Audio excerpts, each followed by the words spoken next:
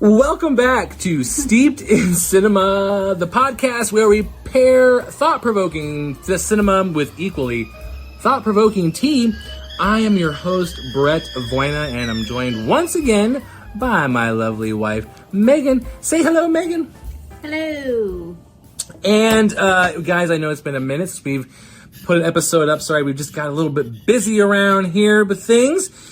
So we thought we'd come back with an episode of Steeped in Cinema where we're not going to maybe get as heavy and as dark and deep as we have in previous episodes. Maybe take a little lighter conversation.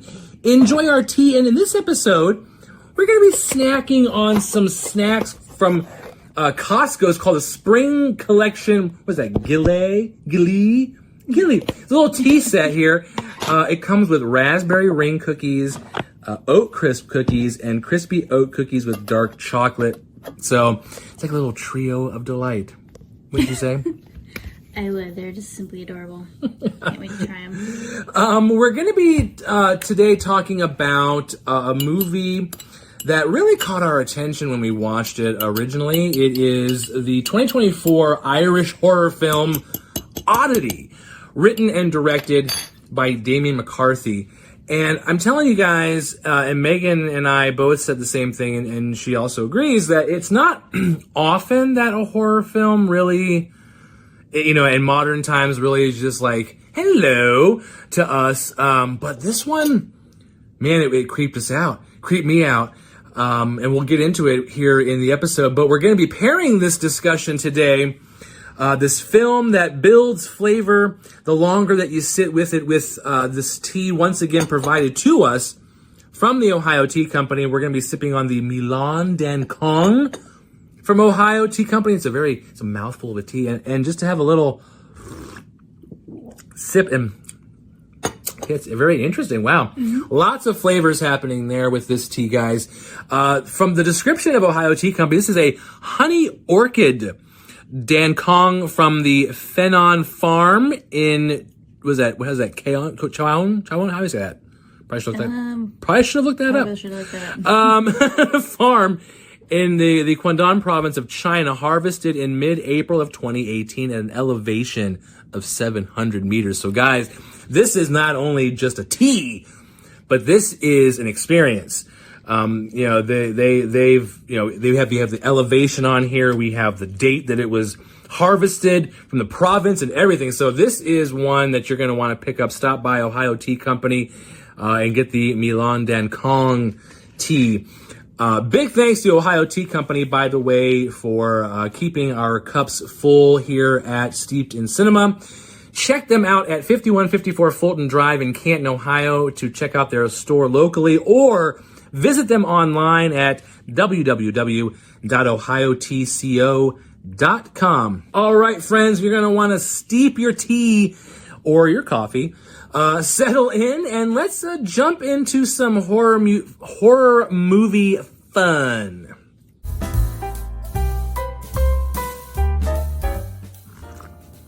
Let's sippity-doo-dah on that tea, because that is actually quite good.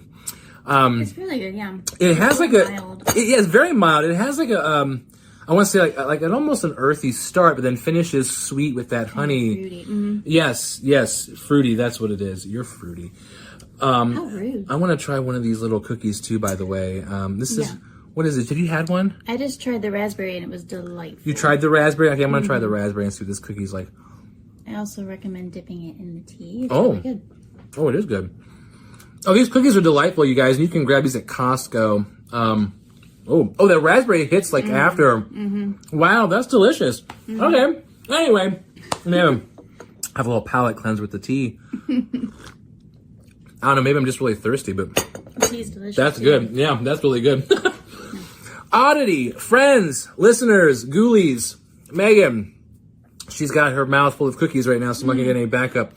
Oddity is a deceptively simple story about Darcy, who is a blind woman that runs a curiosity shop that's got, strange stuff in it. And she is grieving over the murder of her twin sister, Danny, a year prior to the beginning of the film. And I think she receives like this creepy wooden figure, or she has it already. I forget how she was. It was in their family. Like, I think it was given to them by their mom or something Right. like that. There wasn't a huge backstory, just that I think the mom gave it to the sister. Yeah, it was a really weird wooden, like, mannequin type, Like life-size like figure, like human thing. Yeah, it was really weird. It had a distorted face. If anybody has seen the movie Fear, or The Fear, perhaps, I think it's just called Fear, from the 90s, there was a wooden character in this movie called Morty that was very reminiscent to this type of character going on here. But this is not necessarily a copy of that. It's just reminiscent of what that was. Before we delve into how this movie worked horror-wise for us, I would like to talk a little bit about some of the things that I felt were part of film logistics that I feel are worth mentioning. For example, the performances. I think the actress's name is Carolyn Bracken, who plays Darcy. He delivers a very strange, internally magnetic performance in her portrayal of this character, because you're not really quite sure if she's like a victim of something, or if she's part of it, or like what her angle is. I just love that mystery about her. Yeah, actually, if I'm not mistaken, I think it's the same actress plays both sisters, right? And which is pretty cool because, I mean, the first sister you only see for a short while in the beginning, obviously, is kind of like the, I guess, flashback of what happened. The prologue. Yeah, and then the rest of the movie is the other sister, the blind sister, but it's portrayed by the same actress, and definitely like two different, very different women. So it's kind of it's cool to see how she showed that they were, you know, they're obviously twin sisters, but they're very different personalities, and they went very different ways in their lives, and you kind of get the sense that, I mean, maybe I'm wrong, but you kind of get the sense that they were maybe a little estranged, maybe because of how different they were, because the one sister runs this kind of weird shop, and then the other sister was like off married to like her doctor husband, and they bought this giant like mansion weirdo looking house that they're like renovating and all this stuff, like, so it's just very different lives. But I just thought it was really cool how she portrays both characters. And I went off on a tangent. What was your question? No, that was perfectly we love tangents. Another thing too is visually, this movie, in terms of the cinematography of it, is something I would like to also point out. I don't want to like give the whole story away. I want you guys watch it if you want to watch it. So I don't want to give the whole plot away. But this movie, if you're a horror fan, you're gonna get what I'm saying. It is a movie that, although it had some supernatural elements to it, and it had some things that very well could have been, I don't know if I want to use the word hokey, but you could have considered them in any other film, in any other circumstance in horror. You might watch this and think, oh, that's a moment where any other director could have hoked it up really bad. There were some shots of like apparitions and possessed things and stuff like that. And sometimes when those overly supernatural elements come about in modern horror, the directors relied either too heavily on CGI or something, and it just doesn't execute very well. Yet in this movie, things that would normally be considered hokey were not hokey. And they were very much believable in the movie and in the universe that I was watching. And I never once thought, wow, that's stupid. I thought, that's freaking scary. I mean, just in the way things were shot. Like, you think about the very beginning of the movie, in that first murder sequence, when she's talking to the guy in the keyhole or through the peephole, like, just the way that shot is very much a POV without being a POV, where you're getting this conversation of mistrust and vulnerability through a freaking peephole. Should I trust this dude? Should I open the door? But at the same time, it was done in such a tenseful, masterful way that I loved it. I agree, and I think that's why I liked this movie so much, is because for all the horror movies that we watch, and we watch a lot. A lot. Yeah, I love the classic ones that we always talk about and everything, of course. Right. But fan favorites. Yeah, there's not. I really, truly have not, in at least recent years, come across a horror movie that really left me feeling creeped out. That really had me, tense, edge of your seat, kind of like legit. Ooh, that was. Ooh, got chills. Like that kind of a thing for a very long time, and this movie delivered that, which is just like 1,000 stars in my book. Right. And it was that. Just the way that things were shot. It was shot to where it didn't give you too much. It didn't feed you the entire thing. Yes. Just as Brett said, it didn't have to have a CGI, creepy, weird, like, creature. It didn't have to have, even the supernatural elements, it wasn't like, a ghost floating down the hall. The supernatural elements were kind of left to your imagination. Yes. Certain things were happening to suggest this is the supernatural part of it, a camera flash or something like that to suggest that something's there, because that was part of something that the sister was doing, was putting this like motion sensor on the camera to see if to see what happened. And so when you see the flash, it's like, oh, okay. But that's the kind of thing that I like in a horror movie, is that the suggestion of why did the camera flash, instead of seeing what the camera's flashing at.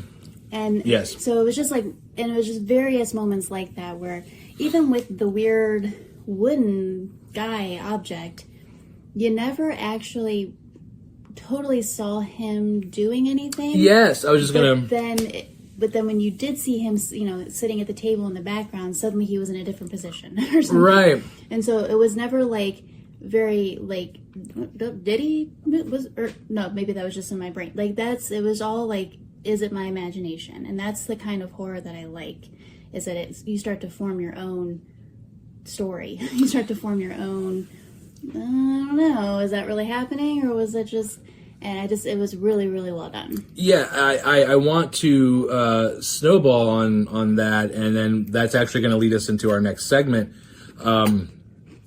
where I feel that the biggest strength of this movie is that it doesn't, as you said, spoon feed you the horror. Specifically, you mentioning the wooden mannequin figure thing that, again, I'm still trying to figure out. I got to watch it again because I really want to figure out what that wooden guy's what its purpose, because it had purpose. I'm just trying to figure it out, like to give a definition. Going back to what I mentioned earlier about that earlier movie from the 90s where there was a wooden mannequin guy. This is a situation where they had a person in a costume and makeup, and you would see him walk and move and do shit. And that worked in that movie, but I really enjoyed the fact that in this one, it was really left to the power of suggestion. Is the wooden figure actually moving? Is it really possessed by something? Does it have a supernatural power? Or is this a psychological mind screw, for the lack of a better word? And is she sort of like psychologically manipulating the people here through influence? And are they really seeing this happen or not? And I just love that. I love when movies, especially in horror, let the audience play a little bit. As you said, I don't need everything spelled out for me. Sometimes I like to let, because what scares you might not scare me. And I've said this before when we talked about things. I'm definitely a fan of saying less is more. Let the audience, let them scare themselves. Because you might think something's scary, but I don't. So why would you make everything definitive in a horror film? You gotta leave room. Which is going to take us into our next segment, which is about the power of restraint and minimalizing horror. And when it's done right, is it actually more powerful than throwing the bucket of blood in your face every 15 minutes? Because, I'm a fan of gore. I like gore every now and then. I enjoy a good slasher fest. But I just prefer it when there's a little room to play.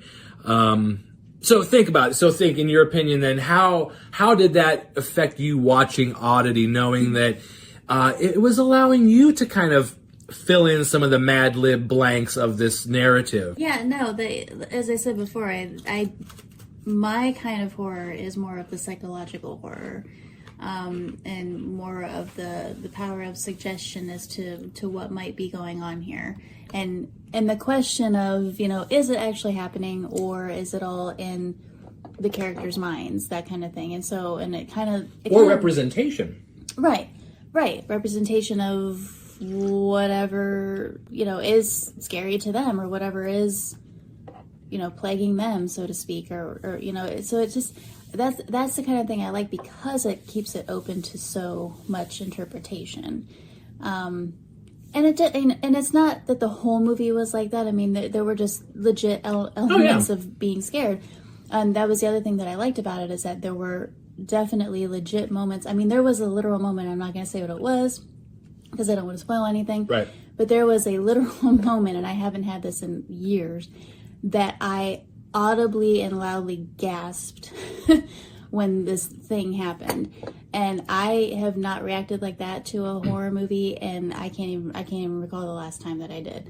And it was kind of early-ish on in the movie, so that was like my automatic, like, okay, like, that was a million points, and I am in this movie now. Like, I was very happy with that, because my feeling about horror movies and movies in general these days is, you gotta catch me right away. Early. Because if you don't, I'm not gonna waste time. There's so many movies. Yeah, there's so many things that I want to see, and so many things that look interesting, that if it doesn't hook me in some way, whether it gives me a good scare, or the story is just that, is just introduced that well, or whatever the case may be, it needs to hook me right away, or I'm not going to waste my time. Exactly. And this hooked me right away. Yes. With not having to, as Brett said, throw it all in my face. I didn't need to have, everything that happened to the sister. There was just it just suggests, it just shows a bit, and then we're done. I didn't have to have a major backstory on the sisters, or on their family, or the mother. You just get little tidbits here and there, and you kind of piece it together, and you kind of go, okay, it's just something weird, whatever, and you move on. That's the kind of this director's really, really good at keeping a story flowing. Yes. And keeping it very suspenseful. Yes. And because we enjoyed his first movie, Caveat, which was one that we accidentally came across one day, and it was fabulous. So when we heard this one was out, and it was the same director, and he has a third one coming, by the way, we were like all in. So I just wonderfully crafted, I think. We were introduced to this director and just immediately fell in love with the way that he crafts these stories. There's no padded exposition. There's no unnecessary backstory, just raw atmosphere and the fear of what, and no, he doesn't rely on jump scares. I mean, yeah, there's a couple. Every horror film's got a jump scare here and there. You need, there has to be at least one. But these scares are not jump scares. These are, holy crap, like, this situation is just psychologically messing with me. And because of that, it feels real. Rarely in life do we get all of the answers that we need for every situation. And horror, when done right, mirrors that uncertainty. This film uses silence very strategically. Long pauses where you're not quite sure if something is about to happen, or if it already has happened, or, if the dread is coming not from what you see, but from the space, like, in between the moments, or the golem. I'm just going to refer to the wooden guy as a golem type. That's what the golem's appearance is another masterclass in restraint, in that it's never overused. When you remember, if you look back at that, this is a thing, again, to that film in the 90s, The Fear, the wooden creature, as the movie builds in suspense, it's all over the place. It's walking, it has a weird sound effect, it's doing ninja moves, it's possessing people, it's got all kinds of crazy stuff happening. But this particular golem, it most of the time, it's just sitting at the table. Yeah. It changes its position. Sometimes it's looking in different directions, but you never know if Darcy's moving it, or if it's moving itself. It's just suddenly looking in a different direction with a different facial expression. It's really weird. But it's never overused. It's never in your face. It's just kind of here, little salt and pepper with it, just enough to make it interesting, to make you want to know more about it, but it never gives you everything. It's brilliant. I think the director understands this, and I think he understands that the audience's imagination is far scarier than what you can show them. And this is why Oddity is hitting with us very much.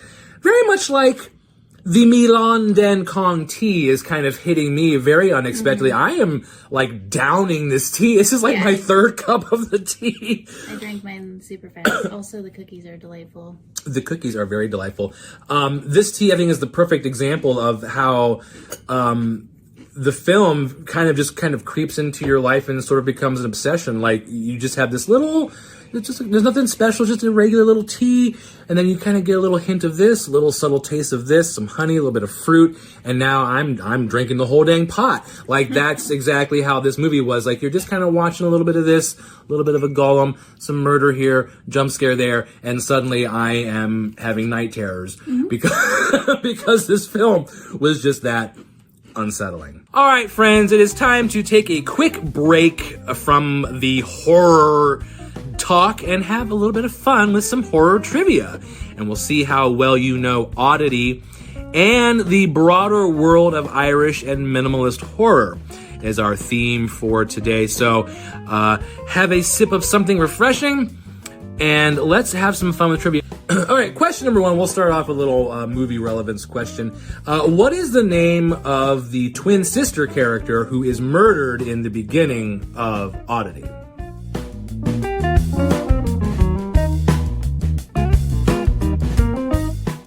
Question number two. What other Irish horror film directed by Lee Cronin also focuses on grief and mysterious forces?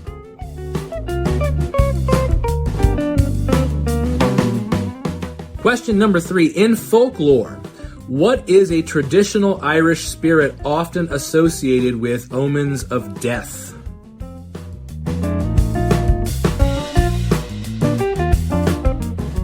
Question number four. Name a famous horror film, not Oddity, where blindness plays a key part of the story.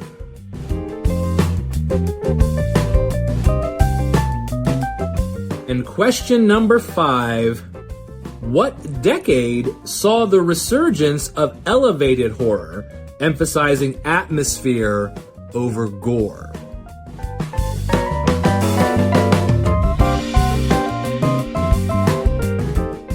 All right, friends, let's go back to the beginning here and get your answers. Megan, are you ready? Yes. All right, number one, what is the name of the twin sister character who is murdered in the beginning of Oddity? The sister that is murdered is Danny. Correct, Danny. Very good. All right, question number two, what Irish horror film directed by Lee Cronin also focuses on grief and mysterious forces? This one I really wasn't sure on. I'm not familiar with this director. No problem. The correct answer is The Hole in the Ground. The Hole in the Ground. So check it out by Lee Cronin, Irish horror film that focuses on grief and mysterious forces. Question number three, in folklore, what is a traditional Irish spirit that's often associated with omens of death? Well, I mean, there could be several. Well, we're looking for the main one. Well, I don't know. I guess the main one is the Banshee. The Banshee, yes. Yes, the Banshee is the most widely known entity that focuses on grief and death, which is our theme here tonight. So, excellent. We also would have accepted the Dulon. Yes, I know. Okay. All right, number four. Name a horror film, not Oddity, where blindness plays a key factor in the movie. The first one that came to mind, another really great one that we've seen, it's been a while, but called Don't Breathe. Ooh, yes. Excellent movie. That was a really cool movie, actually. That was. Now that I think about it. It's like three intruders that target this house of this older blind gentleman, you know, thinking it'll be an easy target. Right. And it ends up that the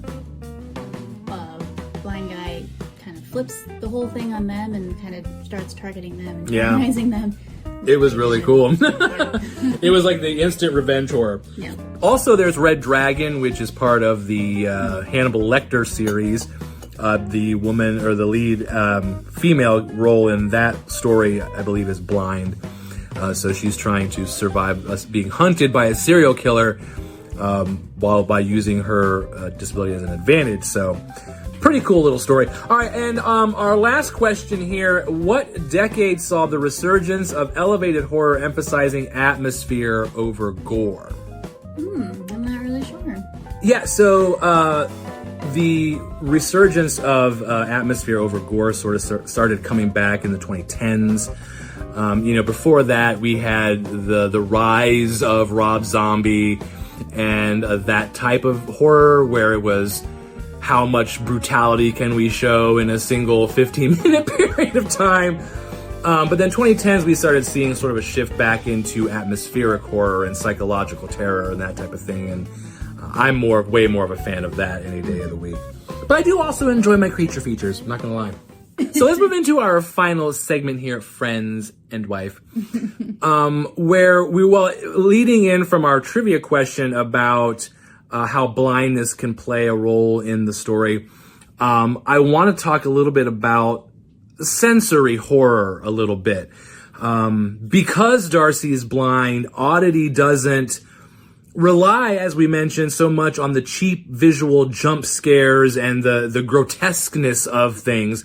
Thinking about the golem or the wooden thing, it isn't overly horrific looking. And it wouldn't have to be because, remembering that we're an audience, so the story is supposed to be self-contained within the universe. So if the character is blind, what need would there be for horrific displays of monstrosities and things of that nature? Because it wouldn't affect her. She can't see it anyway. So I think it's interesting that Oddity takes that approach in delivering these scares without using or relying on the heavy scare factor of gore or monstrosities. It crafts the fear through sound, silence, intuition. You find that you are kind of, tuning your ears along with Darcy as she's sort of going through the situation, looking for clues and what have you. It's a primal fear that's rooted not so much in what we see, but what we can't. Yeah, I think that movies that can kind of give you that sense of not having a certain sense are very creative in that, the character that's experiencing that, whether they're blind or deaf or whatever, they have this reliance on their other senses to kind of take them through whatever's happening to them. And, you truly can't know what that's like, obviously, unless you're a person that is blind or deaf or something like that. However, if a movie like this is done correctly, it does kind of give you that sense, just as this director did, in that it's, you're able to kind of transfer yourself into that world along with them because of it showing you exactly what they are experiencing. It's forcing you to use your other perceptions when you're watching the film to get the horror from her perspective. Right, exactly. It's just interesting to... Another example that kind of just popped into my brain, and this is kind of similar, is another horror movie that we just recently watched, which was Wolfman. Oh, yeah. Yeah. And we might have a conversation about that one in a different podcast. There was pros and cons, but the reason it popped into my brain is because in his transformation, this is slightly different, but in his transformation of becoming this wolf, slash dog, slash whatever, he's getting a heightened sense of hearing, so he's not getting senses taken away, but he's getting a heightened sense of hearing. And there are portions of the movie in his transformation where you're actually hearing what he's hearing. And so that's why it popped in my brain, because that was another very creative use of this is what this character is feeling. You're hearing what he's hearing, and it's a very, very distinct, a spider on the wall is extremely loud kind of thing. Right. And in the sense that this director does the same thing with Oddity, whereas she's obviously, she's blind, so she's not, you don't there was actually like literally moments where she's like looking down a hallway and you're not sure, you know, and I say looking, I mean, she senses that something's down the hallway. And even you were kind of looking down this dark hallway going, is there something? Right. Like you find yourself as if you can't see something either, is right. what I'm trying to say. Like you find yourself thinking, yeah, is there something there? I don't even know. And I'm looking right down the hallway, but is there something there? Like right. that? And that's what when I said like you're kind of like tuning your ears and you're kind of bending your body to try to see if you can, because you're not able to use your eyes. Right. So I think it's, that's exactly what I'm looking for in a horror movie, is to feel like I'm in the movie. Draw me in. I want to be that connected to what the character's experiencing, that it feels like I'm experiencing it too. And if it's done right and it's done creatively, that is what makes or breaks a horror movie to me. Yeah. You know, it's not just here's flashes of things happening and here's this and here's that and here's this big creature and this big monster and this, you know, and this big giant kill scene. And it doesn't always have to be like that. It can literally be, you know, make you kind of work for it a little bit. Yeah. You know, like make you try to see something that's not there, or try to hear something that you're not sure if you heard what you heard, or, you know, whatever. I just think that putting your audience in the character's shoes is like pivotal to making them really feel the story and understand the story. You know, it's just like a whole other sense of a whole other like sense of movie making, basically. That's right. So, which is another reason I'm a big fan of this director. I hope he does hundreds of more films. And one little interesting note, speaking of the movie, that the other one directed by this director, Caveat, there was a little Easter egg from Caveat in this movie where there was a doll featured in Caveat that made its way into this woman's collection. Darcy has a collection of like weird artifacts, and the doll from Caveat was in this movie, so it's kind of a cool little thing. I wonder if the wooden guy will show up in his next that's funny stuff. That's kind of cool when directors do little Easter eggs like that. I love it. Friends, Oddity proves that you don't need spectacle to be terrifying. You need patience, you need empathy, and you need the courage to leave some doors closed. Damian McCarthy has officially earned our attention here at Steeped in Cinema.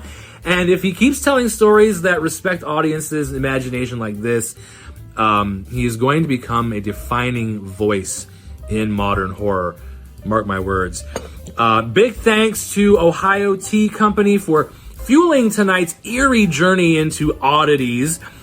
Seriously, the Mi Lan Dan Cong is the perfect cup for this night of ghostly mysteries. It's another tea where, you know, it's another journey into the senses where you're not just using your taste buds to enjoy the tea, you're also enjoying the aroma of it. Even the texture of it on your tongue really has its own sort of unique sense. So it's a tea that sparks all the senses. You don't just rely on one, much like the film's use of all senses here in this creepy little tale. Check out Ohio Tea Company at 5154 Fulton Drive in Canton, Ohio, or online at www.ohiotco.com.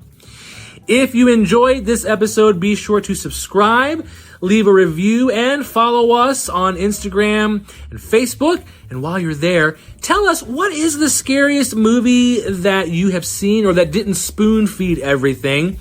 If you have any suggestions for future movies to talk about or teas to taste, drop us a line on Facebook or Instagram. We'd love to hear from you guys.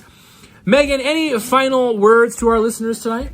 In terms of new, relatively new, well, this is new, 2024, but in terms of new horror movies and things, I have remained very amused until now. So I highly recommend this one, highly recommend Caveat as well. We should talk about that one sometime too. Friends, thank you so much for listening, and until next time, keep steeping your mind in great cinema. Cheers.